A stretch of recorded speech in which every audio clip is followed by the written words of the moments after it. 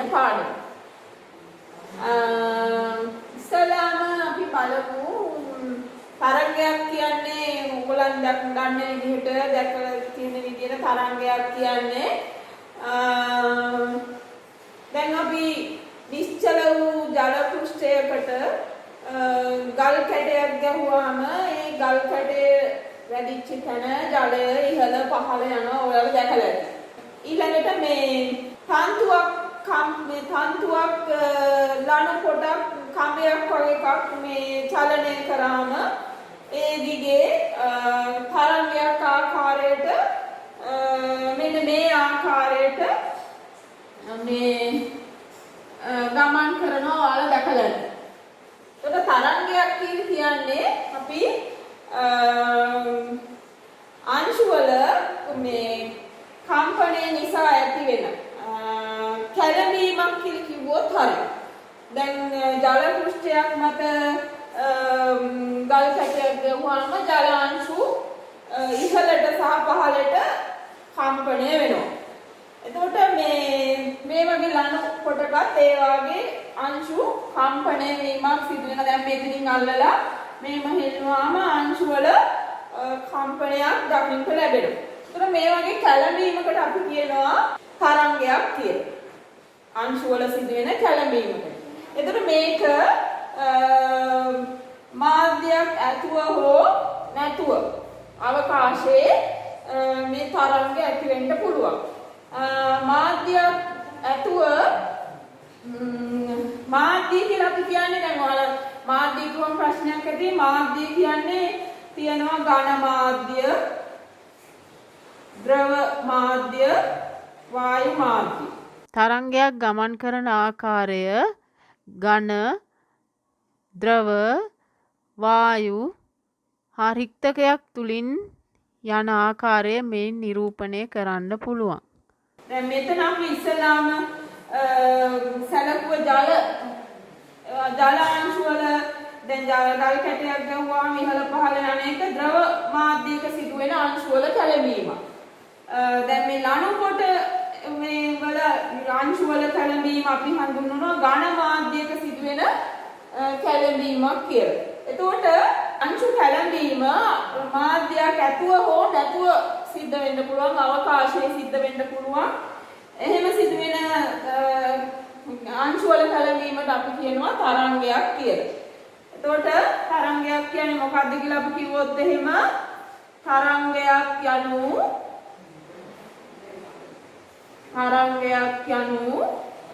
ඔයාලට පුළුවන් මොකද තරංගයක් කියන්නේ කියලා ලියන්න. මොකද මේක මේ අච්චු පොතේත් ඔයාලට බලලා ඒක ලියන්න පුළුවන්. ඒක සඳහන් වෙනවා අච්චු පොතේ. මාධ්‍යයක් ඇතුව හෝ අවකාශයේ සිදුවෙන කැළඹීමක් අපි හඳුන්වනවා තරංගයක් කියලා. දැන් තරංගයක තියෙන තවත් විශේෂ ලක්ෂණයක් තමයි තරංගයකින් පුළුවන් ශක්තිය සම්ප්‍රේෂණය කරන්න.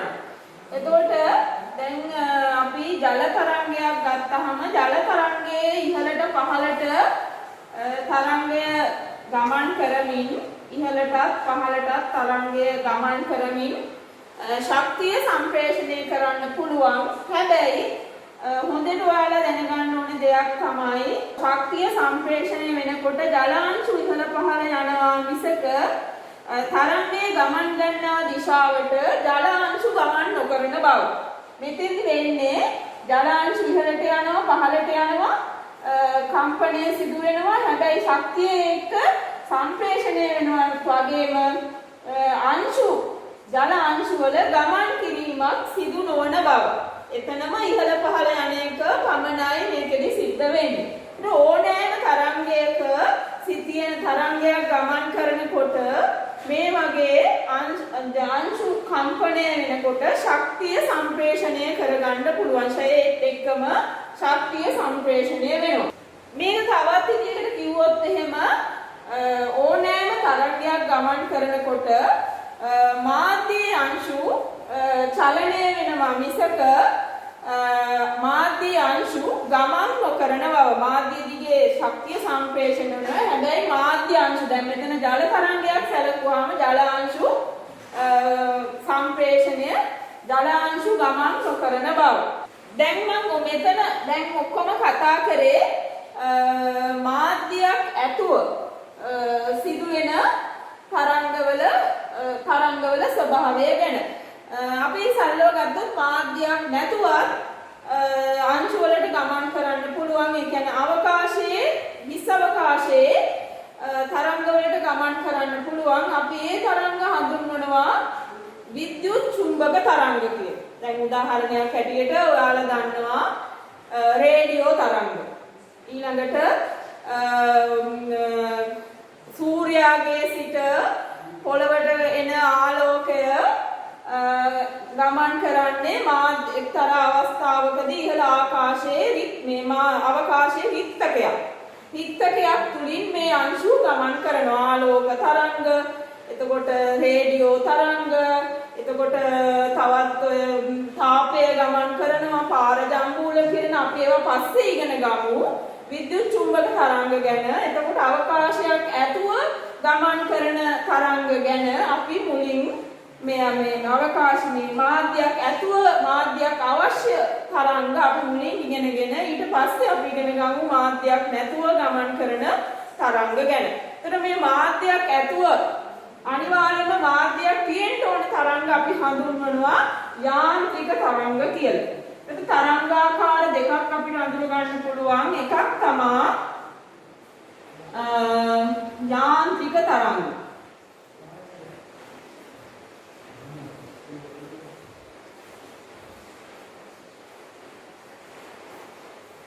දෙවෙනි එක තමයි විද්‍යුත් චුම්බක තරංග.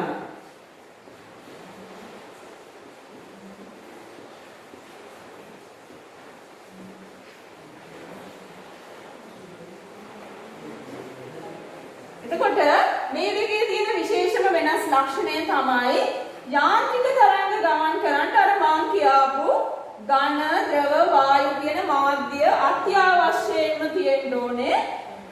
විද්‍යුත් චුම්බක තරංග ගමන් කරන්න මාධ්‍යයක් අත්‍යවශ්‍ය වෙන්නේ නැහැ. මාධ්‍යයක් නැතුව ඒ කියන්නේ කිසිම අපි වාතයවත් නැති මාධ්‍යයකට කියනවා රික්තකයක් කියලා. තැනකට කියනවා රික්තකයක් කියලා. ඒක රික්තකයක් තුලින් උනාත් විද්‍යුත් චුම්බක තරංග වලට ගමන් කරන්න පුළුවන්. ඊළඟට අපි මේ යාන්ත්‍රික තරංග තවදුරටත් අපි මේක පසු ඉගෙන ගමු. යාන්ත්‍රික තරංග ගැන වැඩිදුරටත් ඉගෙන ගමු. යාන්ත්‍රික තරංග වර්ග ගැන ඊළඟට කතා කරමු. යාන්ත්‍රික තරංග. ඔයගොල්ලෝ මාතෘකාව ලියන්නේ යාන්ත්‍රික තරංග ගැන පොතේ තියෙනවා විස්තර. ඒවත් කියවන්න. අපි ඉස්සෙල්ලා මේ තරංග වර්ගය ගැන තමයි හඳුනා ගන්නට යන්නේ. දැන් විද්‍යාගාරයේ මේ සඳහා හොඳම උපකරණයක් තියෙනවා. දැන් මට මේ වෙලාවේ ඔයාලට ඒක පෙන්වන්න විදිහක් නැහැ. මම මේක ඊට ආශ්‍රේ ක්‍රියාකාරකමට සම්බන්ධව රූප සටහනක් ඕගොල්ලන්ට මේකේ ඉදිරිපත් කරන්නම්.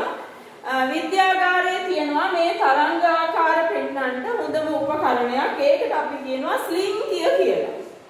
ඒ ස්ලින්කිය කියන උපකරණය වාහනය වලින් හදපු කම්බි දඟලයක්.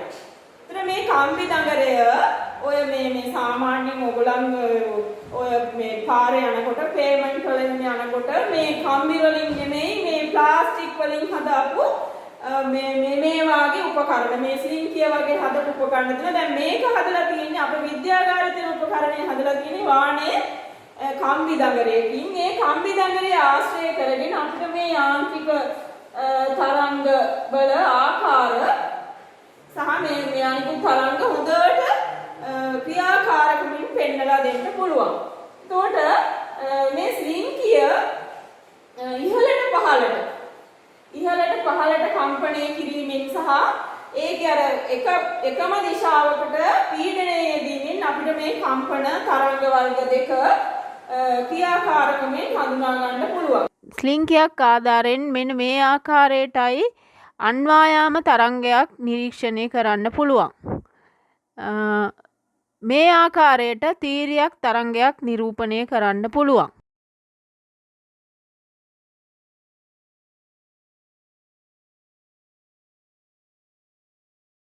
අපි ඉස්සෙල්ලා බලමු මේකේ ආකාර දෙකයි. මොනවද මේ ආකාර දෙක?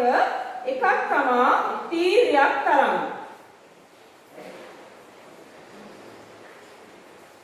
තීරියක් තරංග. අනිත් එක අපි හඳුන්වනවා අන්වායාම තරංග.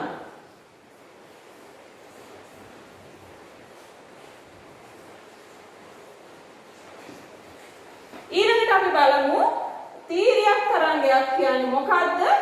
අන්වායාම තරංගයක් කියන්නේ මොකද්ද කියලා. එතකොට මේ ස්ලින්ගයේ ආධාරයෙන් අපිට තීර්යක් තරංගය පෙන්වන්නත් පුළුවන්, අන්වායාම තරංගය පෙන්වන්නත් පුළුවන්. අපි ඒක මෙන්න මේ ආකාරයයි කියලා ඉස්කෝලේදීත් අපිට මම ඔයගොල්ලන්ට කරලා පෙන්වන්නම්. ඒ ක්‍රියාකාරකම පේන විදිහට මම මේ රූප සටහන අධ්‍යයනය කිරීමෙන් ඔයගොල්ලන්ට ඉගෙන ගන්නට පුළුවන්. දැන් මේ රූපේ සටහන දකින ආකාරයට ඔයගොල්ලන් මේ මාධ්‍ය අංශු දැන් මම ඒක ඔයගොල්ලන්ට ඇඳලා පෙන්නන්නම්. මාධ්‍ය අංශු ඉහළටත් පහළටත් තරංගය ගමන් ගන්නා දිශාවට මෙන්න මෙහෙම තරංගය මේ පැත්තට ගමන් කරනවා නම් තරංගය ගමන් ගන්නා දිශාවට ඉහළටත් පහළටත් අංශු ගමන් කරනවා නම් අපි ඒ වාගේ තරංග හඳුන්වනවා තීර්යක් තරංග කියලා.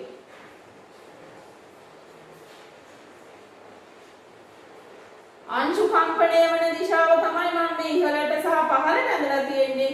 තරංගය ගමන් ගන්නා දිශාව තමයි මේ පැත්තට ලකුණු කරලා තියෙන්නේ. තරංගය ගමන් ගන්නා දිශාව. මේක තමයි තරංගයේ ගමන් ගන්නා දිශාව. මේ දක්වලා තියෙන්නේ අංශු කම්පණය වන දිශාව. එතකොට තරංගයේ ගමන් ගන්නා දිශාවට ලම්බකව අංශු කම්පණය වෙනවා නම් අපි ඒ වගේ තරංගයක් හඳුන්වනවා තීර්යක් තරංගයක් කියලා. තීර්යක් තරංගයක් කියන්නේ මොකක්ද කියලා දැන් ඔයගොල්ලන් ලියන්න ඕන. තීර්යක් තරංගයක්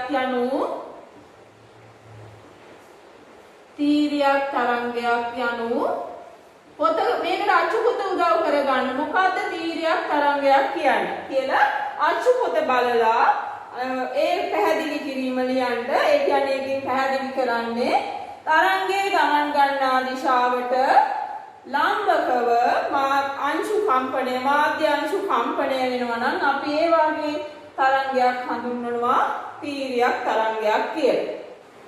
මේකට උදාහරණ හැටියට අපිට ගන්න පුළුවන් ජල පෘෂ්ඨයකට අපි ඕගොල්ලන් දැකලා ඇති මේ ප්ලාස්ටික් බෝලයක් ජල පෘෂ්ඨයකට දැම්මහම ජල පෘෂ්ඨයේ අංශු කම්පණය වෙන ආකාරයට ප්ලාස්ටික් බෝලය ඉහළ පහළ යනවා. ඒක එක උදාහරණයක්. ජලයේ ඇති වෙන තරංගාකාරය අපි හඳුන්වනවා තීර්යක් තරංගයක් කියලා. ඒ වගේම අපි කලින් ඉගෙන ගත්තා වගේ අර කඹයක ලණු කොටක් කම්පණය කිරීමේදී කඹය දිගේ ඇති වෙන තරංගාකාරයක් අපි හඳුන්වනවා. අපිට ගන්න පුළුවන් මේකට උදාහරණයක් ඇටියෙ. දැන් මම උදාහරණ දෙකක් කිව්වා. ජල පෘෂ්ඨයක ඇති වෙන තරංගාකාරයත් කාන්තුවක් කම්පණය කිරීමේදී ඇති වෙන තරංගාකාරයත් අපිට තීර්යක් තරංග වලට උදාහරණ හැටියට ගන්න පුළුවන්. ඊළඟට අපි බලමු තරංගයක මේ අංශු කම්පණය වන ආකාරයට තරංගයක් ඇඳලා පෙන්නුවොත් එහෙම අපිට තරංගය මෙන්න මේ ආකාරයට අංශු ඉහළ පහළ යෑම ඇඳලා පෙන්වන්න පුළුවන්. දැන් මේකේ උසම තරංගයේ ඉහළට ගමන් කරන ස්ථාන හඳුන්වනවා ශීර්ෂ කියලා. තරංගයේ පහළම ස්ථාන අපි හඳුන්වනවා නිම්න කියලා.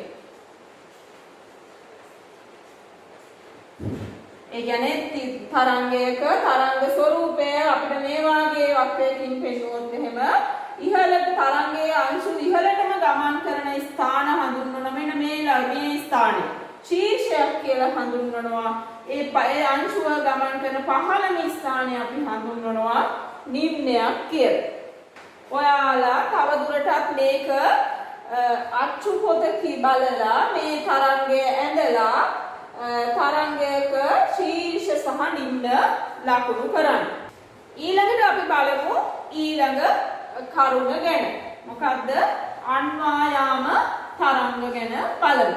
ඊළඟ තරංග ආකාරය ගැන. එතකොට අන්වායාම තරංග නිරීක්ෂණය කරන්නත් අපිට හොඳම උපකරණය තමයි විද්‍යාගාරයේ තියෙන ස්ලින්කිය. ස්ලින්කිය එක පැත්තකින් අල්ලගෙන අපි එක පැත්තකින් ඇණයකට බිත්තිය හරි සවි කරලා මේ ස්ලින්කිය මෙන්න මේ ආකාරයට මේ රූපේ ආකාරයට දෝලනය කරාම ඔයගලන්ට දකින්න ලැබෙනවා මෙන්න මේ වගේ ළඟින් යන තැන් සහ තරමක් ඈත මෙන්න මේ වගේ යන ආකාරය. මේ ආකාරයට මේ ළඟින්ම කම්පන තරංග ඇති වෙන ආකාරය මෙතෙන්දී අපි මේකට කියනවා විශේෂ නමක්. මේකට කියනවා සම්පීඩන කියලා. සම්පීඩන. මේ දිගහැරුණු කලාප අපි හඳුන්වනවා විරලන කියලා. දැන් මේ ආකාරයට විද්‍යාගාරයේ අපිට ඇණයක් මත මේක සවි කරලා අංශු එහෙට මෙහෙට කම්පණය කරාම මෙන්න මේ සම්පීඩන සහ විරලන ආකාරයට කම්පණය සිදු වෙන විදිය ඔයගලන්ට බලා ගන්න පුළුවන්. මම මේක ඉස්කෝලේදී ඔයගලන්ට පෙන්නන්නම්. මේ ක්‍රියාකාරකමේ විදිහටම කරලා බලන්න පුළුවන්. ඊට ඒගොල්ලන්ට නිරීක්ෂණය කරන්න අදාළව රූප සටහනක් මේකට මම එකතු කරලා දාන්නම්. ඔයගොල්ලන් ඒක හොඳට නිරීක්ෂණය කරන්න සම්පීඩන සහ විරලන සිදුවන ආකාරය හඳුනා ගන්න. දැන් මේ තරංගාකාරයේ විශේෂ ලක්ෂණය තමයි තරංගයේ ගමන් ගන්නා දිශාවටමයි තරංගය මේ පැත්තට ගමන් ගන්නවා නම් තරංගය මේ පැත්තට ගමන් ගන්නවා. තරංගයේ ගමන් ගන්නා දිශාවට සමාන්තරව තමයි මාධ්‍ය අංශුත් ගමන් කරන්නේ. තරංගයේ ගමන් ගන්නා දිශාවට සමාන්තරගතව ඒ පැත්තටම සමාන්තරව තමයි මාධ්‍ය අංශු ගමන් කරන්නේ. අන්න ඒ වගේ අංශු ගමන් කරන තරංග වලට අපි කියනවා අන්වායාම තරංග කියලා. උදාහරණයක් හැටියට අපි ගත්තොත් එහෙම දැන් මේක සීන්කියෙන් පෙන්වා දෙන්න අපිට පුළුවන්. අපි උදාහරණයකට මේකට ගත්තොත් එහෙම ධ්වනි තරංග. වාතයේ ඇති වෙන ධ්වනි තරංග ගමන් කරන්නේ අන්වායාම තරංග ආකාරයෙන්. ඊළඟට අපි ඔයගලන් දැකලා ඇති විද්‍යාගාරයේ තියෙන සරසුල කියන උපකරණයක්. මෙන්න මේ වගේ වයි අකුරක් වගේ මෙන්න මේ වගේ උපකරණයක් විද්‍යාගාරයේ තියෙන. ඔයගලන් මම කම්පණය කරලා පෙන්නලා තියෙනවා මීට කලින් අවස්ථාවලදී. මේ සරසුල කම්පණය කරාම මේ ආකාරයේ තරංග ඒ කියන්නේ සම්පීඩන සහ විරලන ආකාර. මේ විරලනයක්, මේ සම්පීඩනයක්, මේ විරලනයක්. ආයෙත් මේ සම්පීඩනයක්, මේ විරලනයක්. සම්පීඩන විරලන. මේ ආකාරයට තමයි. ඒ කියන්නේ මේ අවස්ථාව සම්පීඩන, මේ අවස්ථාව විරලන. මේ ආකාරයට තමයි මේ සරසුල කම්පණය කරාම ඒකේ ඇති වෙන ශබ්ද තරංග ගමන් කරන්නේ.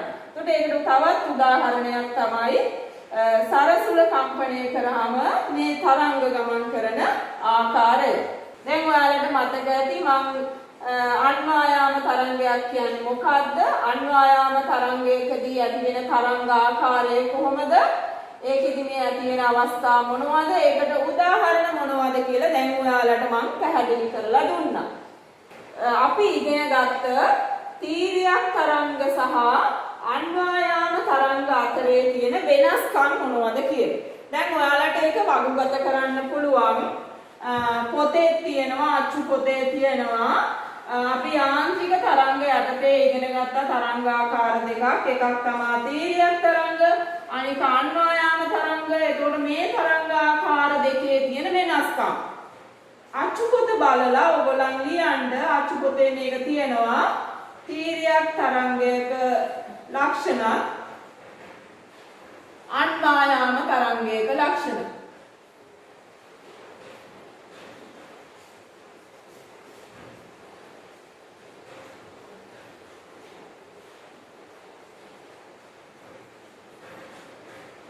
මේක වගුවක ආකාරයට ඔයගොල්ලන් පොතේ සඳහන් කරගන්න.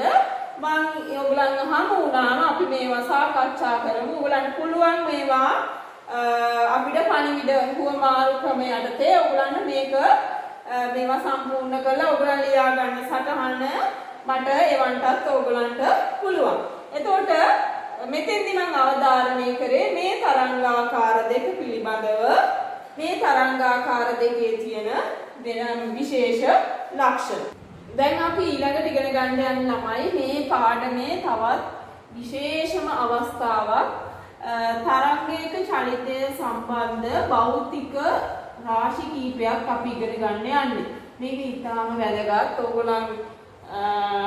ඔයගොල්ලන් අචුපත පරිශීලනය කරන්න මෙතෙන්දී මම මේ කියන විදිහට පිළිවෙලට ඔයගොල්ලන් අචුපත කියවලා මේ භෞතික රාශි තරංගයක තරංගයක් හා සම්බන්ධ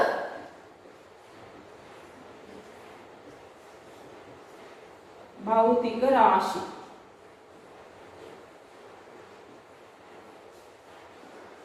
මේ පිළිබඳ විශේෂ අවධානයක් ඔයගොල්ලන් යොමු කරන්න ඕනේ මේ පාඩම තුලදී. අපි තරංගයක් නිරූපණය කරොත් එහෙම මෙන්න මේ ආකාරයට මේ තරංගයේ මධ්‍ය මෙන්න මේ ආකාරයට අපිට තරංගයක චලිත ස්වභාවය ඇඳලා පෙන්වන්න පුළුවන්. සමානව ඉහළට සහ පහළට යන ආකාරයට ඔයගොල්ලන්ගේ අචුපොත පරිශීලනය කරොත් ඔයගොල්ලන් මේක හොඳට පැහැදිලිව බලා ගන්න පුළුවන්. මධ්‍යයේ තරංග මධ්‍යයේ සිට නිම්නය අපි මෙතන කලින් ඉගෙන ගත්තා මෙතෙන්ද කියන්නේ නිම්නයක් කියලා. දැන් මධ්‍යයේ සිට නිම්නයක් දක්වා තියෙන දුර අපි හඳුන්වනවා තරංගයේ විස්තාරය කියලා.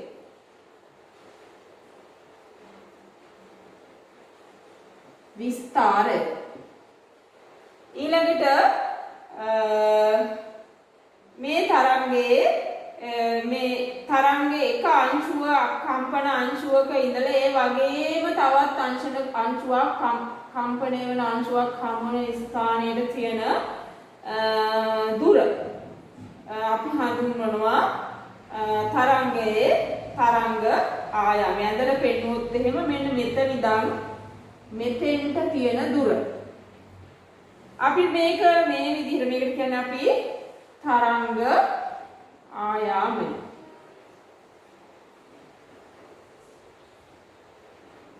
මේ තරංග ආයාමය මේ ලක්ෂයේ ඉඳන් මේ අංශුවේ ඉඳලා ඒ වගේම අංශුවක් හමු වෙන ඕනෑම තැනකට ගන්න පුළුවන්. අපිට පුළුවන් නිම්නයක ඉඳලා තවත් නිම්නයක ගන්න. මෙතන මේ නිම්නයේ සිට අනුයාත ඊළඟ නිම්නය දක්වා තියෙන දුර ඒකට උනත් අපි තරංග ආයාමය කියලා තමයි හඳුන්වන්නේ. ශීර්ෂයක් ගත්තාම ශීර්ෂයක ඉඳලා අනුයාත තවත් ශීර්ෂයකට තියෙන දුර, එහෙම නැත්නම් නිම්නයක ඉඳලා අනුයාත මෙතන මම අඳ ගන්න බැරි වුණා අනුයාත නිම්නයක් දක්වා තියෙන මේ දුර. ඒ සමාන අංශුවක් තමයි හම්බ වෙන්නේ. ඒකත් අපිට තරංග ආයාමය කියලා හඳුන්වලා දෙන්න පුළුවන්. ඒ කියන්නේ මෙතන ඉඳන් මෙතෙන්ට තියෙන දිගම නෙමෙයි තරංග ආයාමය කියන්නේ. ඒ අංශුව හා සමාන අංශුවක් හම්බ වෙන්නේ තව කොතනද? ඒ දක්වා තියෙන දුරට අපි කියනවා තරංග ආයාමය කියලා. ඔයගොල්ලන් කලින් ඉගෙන ගත්තා මේක ශීර්ෂය, මේ ස්ථානය නිම්නය. නිම්නයක සිට නිම්නයකට තියෙන දුර, ශීර්ෂයක ඉඳන් ශීර්ෂයකට තියෙන දුර, එහෙම නැත්නම් මේ මුල් A ලක්ෂයේ ඉඳලා ඒ වගේම තවත් අංශුවක් හම් වෙන්නේ B ලක්ෂයේ. ඒකට A ලක්ෂයේ ඉඳන් B ලක්ෂයට තියෙන දුර අපිට හඳුන්වන්න පුළුවන් තරංග ආයාමය කියලා.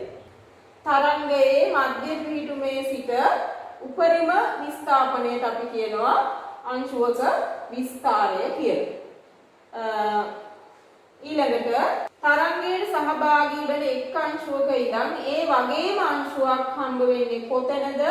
ඒ දක්වා තියෙන දිගට අපි කියනවා තරංග ආයාමය කියලා. දැන් මේ ලක්ෂයේ ඉඳලා මේ ලක්ෂය දක්වා, ඒ කියන්නේ මේ අංශුවේ ඉඳන් මේ අංශුව දක්වා සමාන අංශුවක් හම්බ වෙන්න ගත වෙන කාලයට අපි කියනවා කාලාවර්තය කියලා.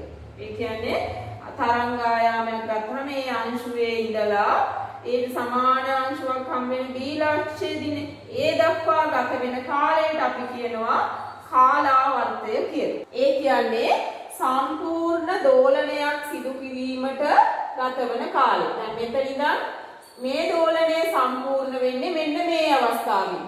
මෙන්න මේ දැන් මම මෙහෙම ඇඳලා පෙන්නුවොත් එහෙම මේ එක දෝලනයක්. මෙන්න මේක තමයි එක දෝලනයක් කියලා අපි කියන්නේ. ඒතර එක දෝලනයක් සිදුවීම සඳහා ගන්නා වූ කාලයට කියනවා කාලාවර්තය කියලා. එතකොට අපි මේක මේ විදිහට වෙන්නත් මම දැන් මේ නිල් පාට පෑනින් ඇඳලා මෙතනින් පටන් ගත්තොත් එහෙම මේක මෙන්න මේ ආකාරයට එක දෝලනයක් කියන්නේ මෙතනින් පටන්ගෙන මෙන්න මෙතනින් ඉවර වෙන්නේ ආවද මේක මෙතනින් පටන් ගත්තා නම් මේ වගේම අංශුවක් අය හම් වෙන්නේ මෙතන. එතකොට මේකත් අපි හඳුන්වනවා එක කාලාවර්තයක් කියලා. දැන් මම නිල් පාටින් ඇඳලා කොතනින් හරි ඔයගොල්ලන්ගේ සමාන අංශුවක් නාභව කොතනද හම් වෙන්නේ දක්වා තියෙන අංශු වල කම්පන අපි හඳුන්වනවා කාලාවර්තය කියලා.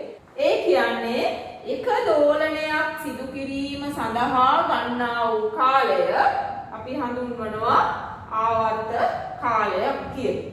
එහෙනම් එක දෝලනයක් එක්කෝ A ඉඳන් B දක්වා එහෙම නැත්නම් මේ ස්ථානයෙන් පටන් ගත්තොත් මේ එක දෝලනයක් සිදුවීම සඳහා මේ ස්ථාන වෙනකොට ඒ ගත වෙන කාලයට අපි කියනවා ආවර්ත කාලයක් කියලා. තවත් එකක් අපි මෙතෙන්දි කතා කරනවා සංඛ්‍යාතය කියන එක.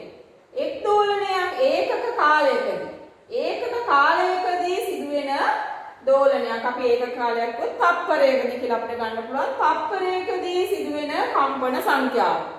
නැත්නම් ඒකක කාලයකදී සිදුවෙන කම්පන සංඛ්‍යාව අපි හඳුන්වනවා සංඛ්‍යාතය කියලා. දැන් අපි මෙතෙන්දි කතා කරා විස්තාරය, තරංගායාමය, ඊළඟට කාලාවර්තය, ඊළඟට ආවර්ත කාලය, තව එකක් තමයි මේක අපි දැනගන්න ඕනේ භෞතික රාශියක් සංඛ්‍යාතය කියන එක. මේකත් ඉතා වැදගත්.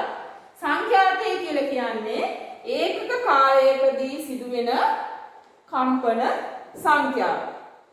අපිට ඒකක කාලයේ තප්පරයක් කියලා ගත්තොත් තප්පරයකදී සිදුවෙන කම්පන සංඛ්‍යාව අපිට හඳුන්වන්න පුළුවන් සංඛ්‍යාතය කියලා.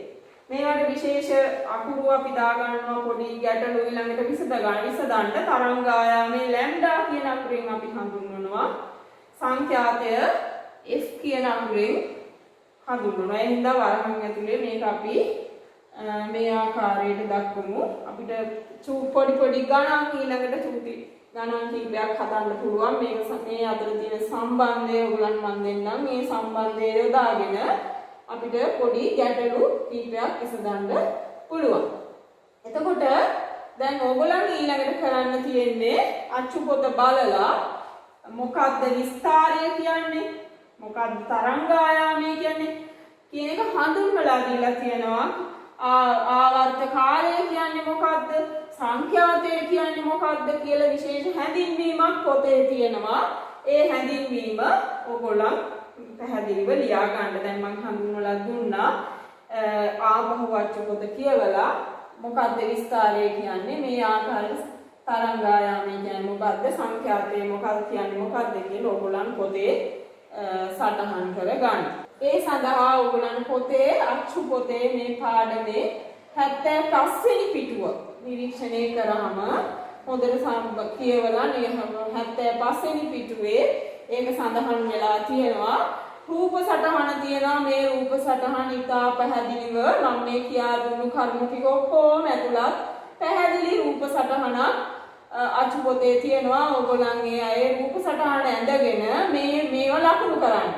විස්තරය ලකුණු කරන්න, තරංගායාමයේ ලකුණු කරන්න, සංඛ්‍යාතය ආදී වශයෙන් මේ කියා දුන්න ටික ඔක්කොම පාට පෑන් ඕගොල්ලන්ට භාවිතා කරන්න පුළුවන්. මේ රූප සටහන අඳිනකොට පැහැදිලිව ඒක සටහන් කරගන්න පාට පෑනක් භාවිතා කරලා ඒකලා ඊට පහලින් මේවායේ හැඳින්වීමක් මොකක්ද විස්තරය කියන්නේ ඒක පහලින් ලියා ගන්න. දැන් මම අද ඔයගොල්ලන්ට මේ ටික තමයි කියා දෙන්න මූලිකව බලාපොරොත්තු වෙන්නේ. පළවෙනි පාඩමේ මූලික කරුණු හැටියට ඔයගොල්ලන් මම ඉස්සෙල්ලාම කිව්වා තරංග අපේ ප්‍රධාන මාතෘකාව තමයි තරංග සහ තරංගයේ යෙදීම කියන එක. ඉස්සෙල්ලාම අපි කතා කරා තරංගයක් කියන්නේ මොකක්ද? තරංග කොහොමද වර්ග කරන්නේ? ඒ ආකාරයට ඒ වර්ග කරලා අපි ප්‍රධාන වශයෙන් තරංගාකාර දෙකක් ඉගෙන ගත්තා. යාන්ත්‍රික තරංග සහ විද්‍යුත් චුම්බක තරංග කියලා. ඊළඟට මේ විද්‍යුත් චුම්බක තරංග ගැන අපි පසුව ඉගෙන ගන්නවා. යාන්ත්‍රික තරංග ගැන තමයි අපි මුලින් අවධානය යොමු කරේ. යාන්ත්‍රික තරංග අපි ප්‍රධාන ආකාර දෙකකට බෙදුවා. තීර්යක තරංග සහ අන්වායාම තරංග කියලා. ඕගොල්ලන්ට වැදගත්ම දේ තමයි තීර්යක තරංගයක් කියන්නේ මොකක්ද කියලා දැනගන්න ඕනේ. අන්වායාම තරංගයක් කියන්නේ මොකක්ද කියලා දැනගන්න ඕනේ. ඒවාට උදාහරණ ඇතුව මේ එක එක තරංගාකාරයට උදාහරණ හොඳට මතක තියාගන්න.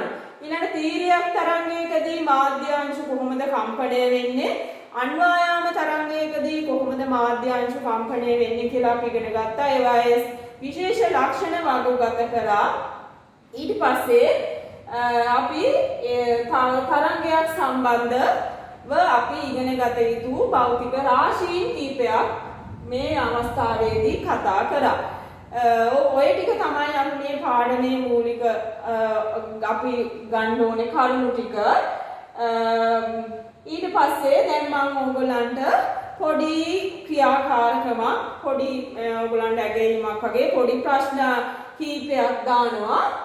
ඊටාම සරල ප්‍රශ්න කීපයක්. ඕගොල්ලන් මේ ප්‍රශ්න වලට පොතේ උත්තර ලියන්න. ඕගොල්ලන් පොතේ උත්තර ලියලා තියන්න. මම ඒවා ඊළඟට ඕගොල්ලන් ඉස්කෝලේ ආවම ඒ උත්තර ලියලාද කියලා බලන්න. අනිවාර්යෙන් මේක හරියට කරන්න. ඊළඟට මම අනිත් පාඩමේදී ඉතුරු කොටස සාකච්ඡා කරන්න බලාපොරොත්තු වෙනවා. ඉතුරු කොටස හැටියට විද්‍යුත් චුම්බක තරංග ගැන දැන් අපි ඉගෙන ගත්තේ යාන්ත්‍රික තරංගනේ. ඊළඟට විද්‍යුත් චුම්බක තරංග ගැන ඊළඟ කොටසේදී අපි කතා කරමු. මේක ගැන අවධානයෙන් ඉන්න ඕගොල්ලන් අනිත් පන්තියේ මේ ගෲප් එකට සම්බන්ධ වෙන්න බැරුව ඉන්නවනම් ළමයි ඒගොල්ලන් කොහොම හරි සම්බන්ධ කරගෙන පුළුවන් තරම් මේක ඕගොල්ලන් යාළුවොත් එක්ක බෙදාගෙන මේක කරන්න උත්සාහ කරන්න. ඊළඟට මේ දවස්වල ඕගොල්ලන් එළියට යන්නේ නැතුව දන්නවනේ මේ දවස්වල විශේෂ මේ රෝගයක් පැතිරලා යනවා. ඕගොල්ලන් ඒකටත් අවධානය යොමු කරලා අපි කවදා ඉස්කෝලේ පටන් ගත්තාම කතා කරමු මේ ඉතුරු ගැටලු එහෙම. ඊළඟ මේ අවස්ථාවේ මේ මූණ දෙන්න තියෙන විදිහට එකිනෙකා සමග මීටරයක් පරතරය තියාගෙන ඊළඟට ඕගොල්ලන් මේ දැන් ගොඩාක් ඔය රේඩියෝ වලින් මේ රූපවාහිනියෙන් අහලා තියෙනවා කොහොමද අපි හැසිරෙන්න ඕනේ කියලා.